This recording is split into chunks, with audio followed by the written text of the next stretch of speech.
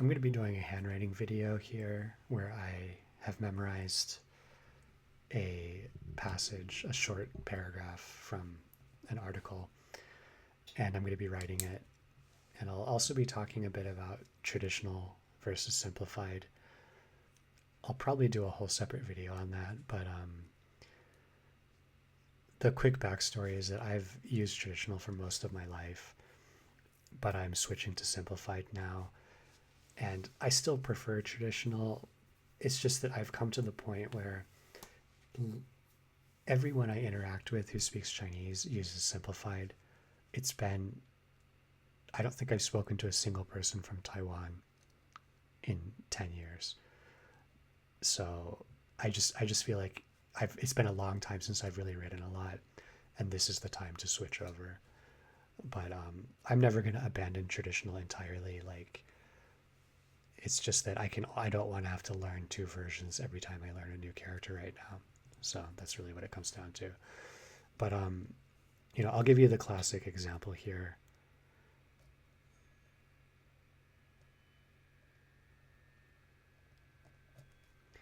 So traditional,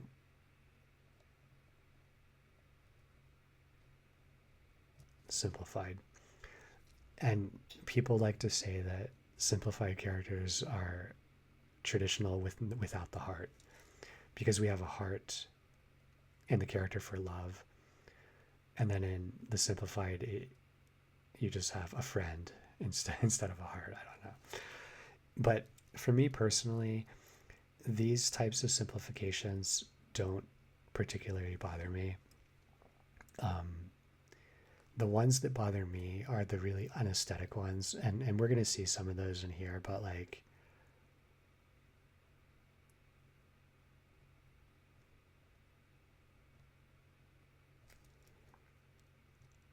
for example,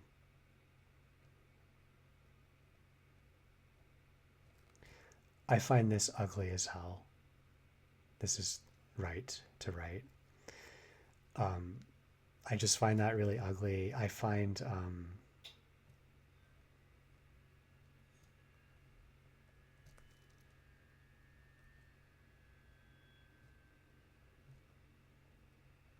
that really ugly.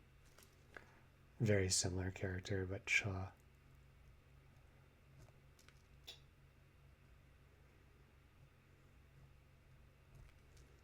Also very ugly. And I especially don't like this when you have a character like, if you want to write in traditional, you want to say a car.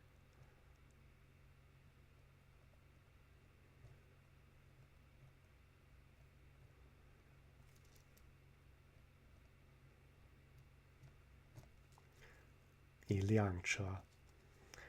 And so this cha is part of the radical for liang, which is the measure word. But then when you have this like as a simplified component, I just find it's like extra ugly.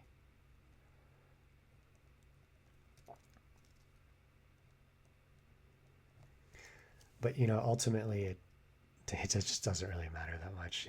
Like it it's the same language. Most of the characters are basically the same. You have some significant differences, and sometimes like I actually forgot how to write this, and let me see if I can remember. This character was always kind of a pain in the ass to write. Is it?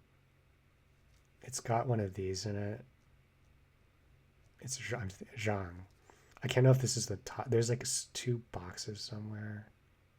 Dude, I can't remember. Is this it? I think that's it.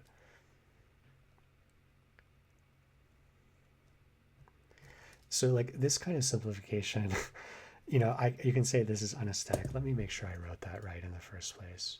The traditional one. I don't want to.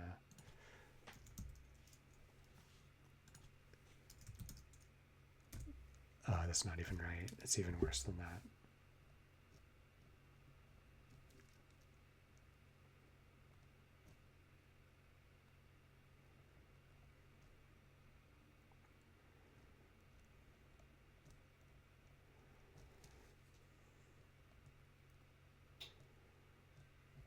Sorry, that was a fuck up. That, but yeah, I mean, like, yeah, it didn't even have the. It just, this is really an example of when simplification is good, because this is a pretty common character, and writing this is, I mean, this is a lot of strokes. And an example like zhang, this is zhang, shang, like this is the shang. So it, this phonetic element is still there, and this isn't particularly unesthetic, although I would prefer, if you could just do it like this, that would be great. But we don't, yeah, we can't have that. Okay, anyway. So I'm going to write this passage out. I've memorized this, and I've warmed up already off camera. This is like my second session trying to write this from memory. The first session included when I memorized it, and then I wrote it over and over. But the memorization has solidified pretty well at this point, I think. So the passage is about a guy. I'll give you some words before I start writing. His name is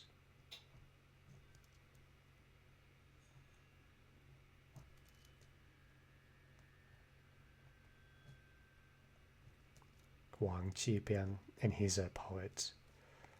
And he's talking about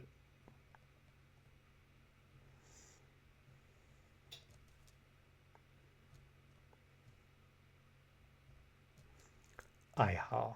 Aihao. So Aihao is just like hobbies, basically. And he's kind of I'm not going to try. I don't believe in translating, in a sense. Like, obviously there's a time for translating, but when you're learning a language, I don't believe in translating. And the gist of what this passage is about is that you shouldn't force things. You should you basically kind of go with the flow of your life, live your life, and let your hobbies kind of naturally arise. And I'd say my interpretation of this is kind of like, if to apply it to something like language learning, I like to write a lot. Like, I just enjoy the process of writing, and that's why I'm doing a video like this. And I'm doing it because I like it, and I'm kind of letting that go naturally rather than forcing myself to practice something that I don't like as much. Of course, there's, if you're trying to learn something fully, you do occasionally need to do the parts that you don't like. But I don't know. Like, we'll start writing this and talk about it more later, maybe. So we start off with a quote from him.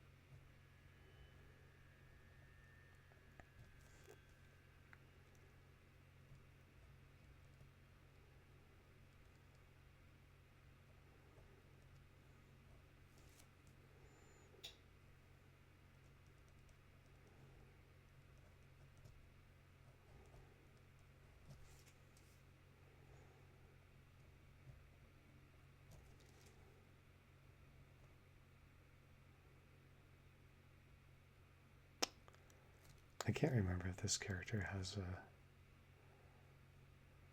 I think it does.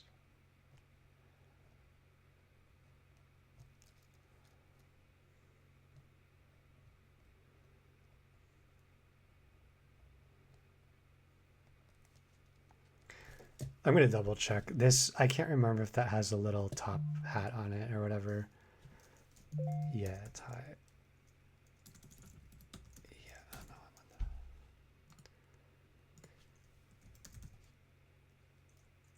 It does. Okay, I did it right. So I guess we'll talk about each sentence a little bit.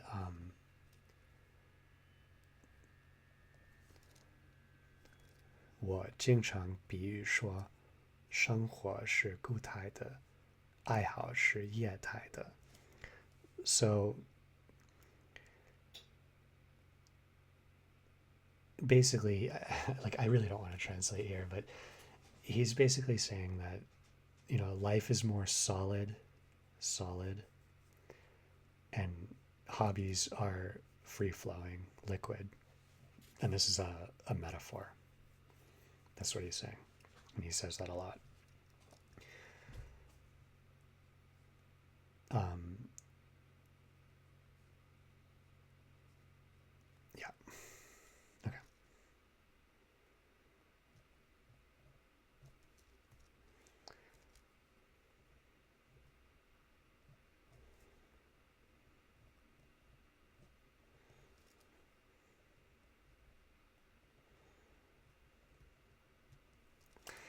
I want to make a little note on this simplification.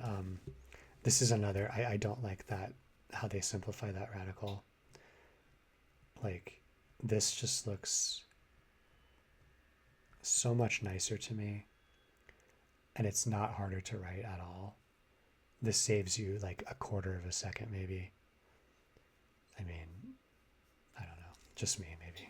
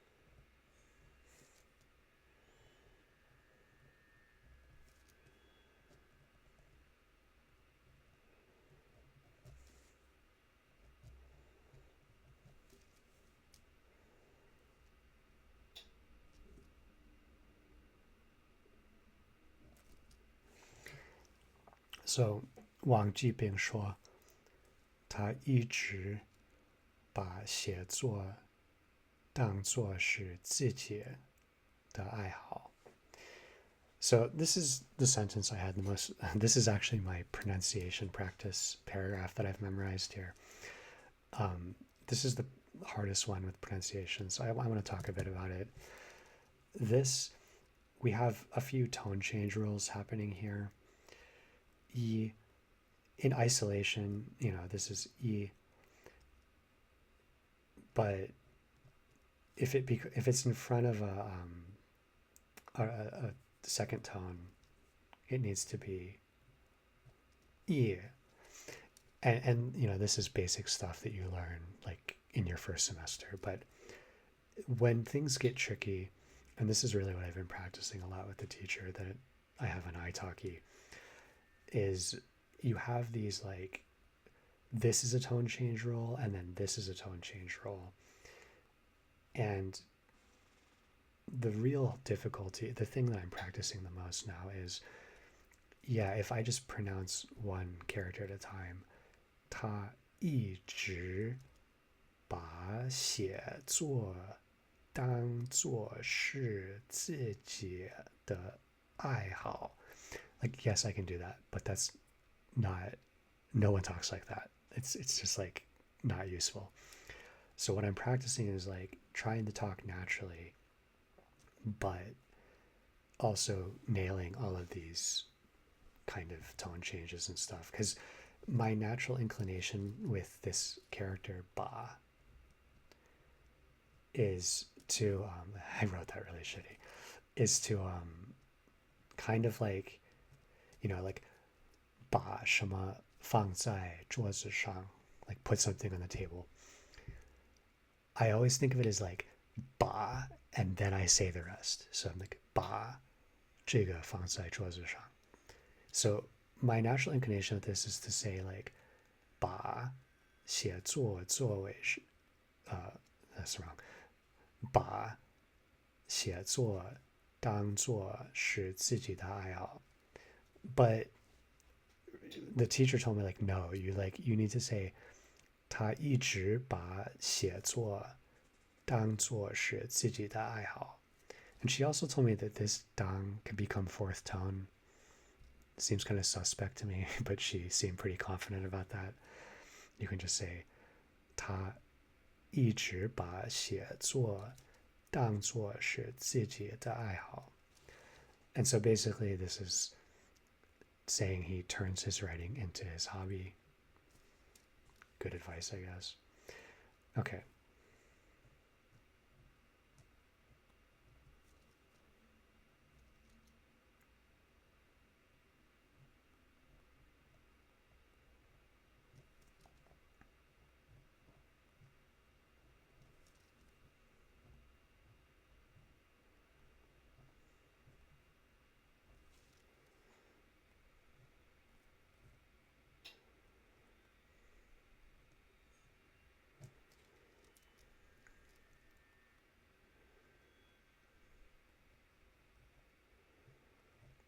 Do you remember this character?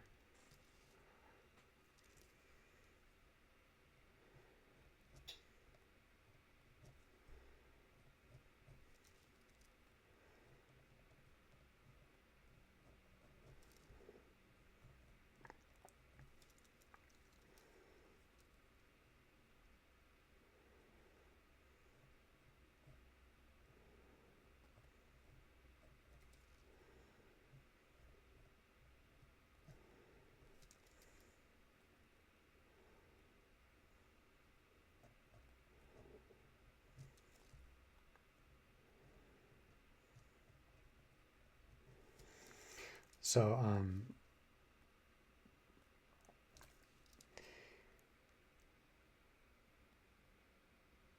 先过好日子，再让这个爱好顺其. Is it no? It's 顺. Dude, I gotta check this character. I actually just blanked on the pinyin. I want to say 顺, but I don't think that's right. 顺. I think it's 顺, like 顺利. 顺 is something else entirely. Let me double check here.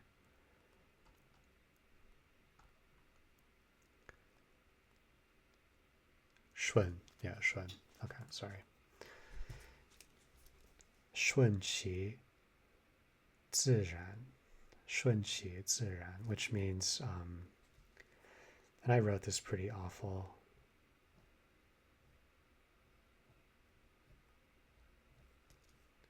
顺其自然. It means like let nature take its course.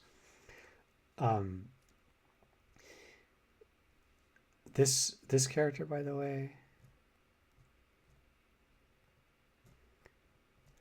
I find it really useful to learn a little bit of classical Chinese, because you'll find like even if you spend like 2 weeks working on classical Chinese, this is a pronoun in classical Chinese, and it will mean I can't think of a good example, but it you'll find a lot of really commonly occurring characters in Mandarin have a different meaning in classical Chinese. Like the meaning is kind of shifted over time. And then when you have a Chengyu like this, it really helps to kind of just know like what this means in classical Chinese, to kind of decode these Chengyu without having to just look them up.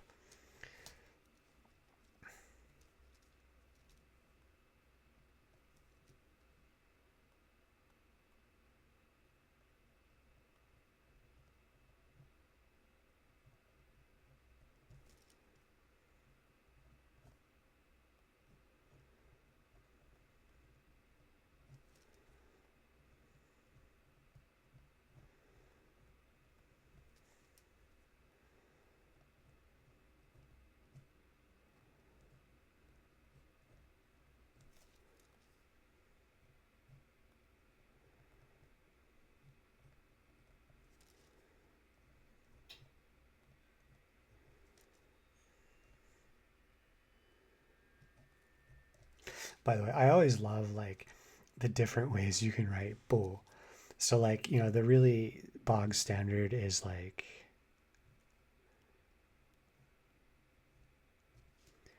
a lot of, like that. But I really love just like, you'll see sometimes people are just like almost like that. If you're really going fast, I kind of split it down the middle.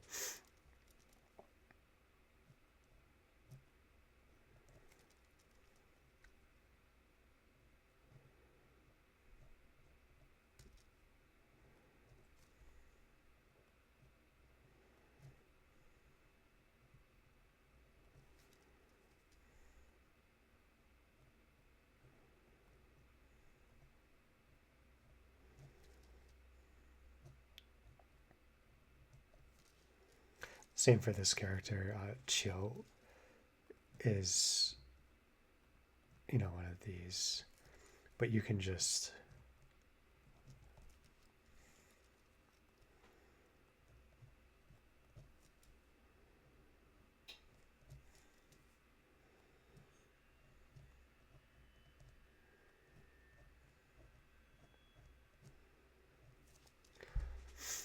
all right. So, 跟跟随着生活就行了。Oh, I forgot the lot. 跟随着生活就行了，不去刻意追求什么东西，不去刻意追求什么东西，什么东西。So this basically is just saying like, if you, it's kind of great. Like this is really just kind of repeating the same thing phrased slightly differently over and over. Basically like follow your life and don't try to force stuff. Um, don't try to force yourself to find something, right? Like it's kind of like the idea is, I think, and this is by the way, this is like a paragraph ripped out of an entire thing, completely out of context of whatever was before it and whatever's after it. So, but the impression I get is like he's probably talking about how he views his hobby, maybe how his hobby came to him, how he makes himself motivated. I'm assuming it's within that kind of context. And it might be a she, by the way. I don't know if it's a he because we don't have gendered pronouns here at this ta. And I can't tell from the name. She being is probably a he, soldier. I would assume that's a he. A he. Um, so yeah, I think that about covers it. Let me know if you like this kind of video. I really enjoy writing, and I'm kind of doing this anyway, so it's nice to practice on camera and just go over some stuff. I guess I'll read the whole thing at the end too. I haven't really practiced the pronunciation end of this as much as I want to, but I'll do some here. 我经常比喻说, oh, that's not good. 我经常比喻说，生活是固态的，爱好是液态的。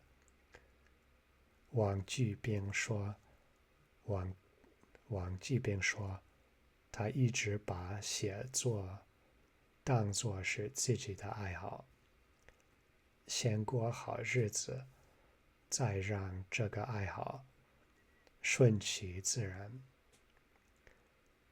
跟随着生活就行了，不去刻意追求什么东西。This here 就行了。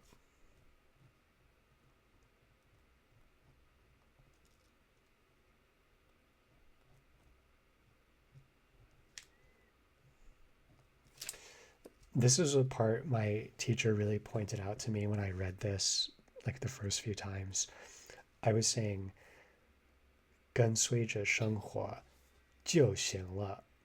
And she's saying like that's really unnatural to say it like that. And so this is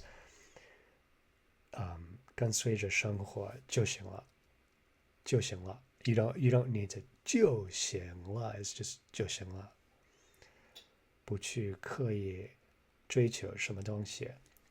But I do find it difficult because like there's times where I naturally feel like I don't need to enunciate, and she's like, no, you do. And then the times I'm like, okay, now I'll enunciate, and she's like, no, don't enunciate there. But that's why I'm practicing. So anyway, so there's the full passage. I managed to write it without having to cross anything out. My attempt that I did before recording, I had several errors. So yeah. Thanks for watching. Bye.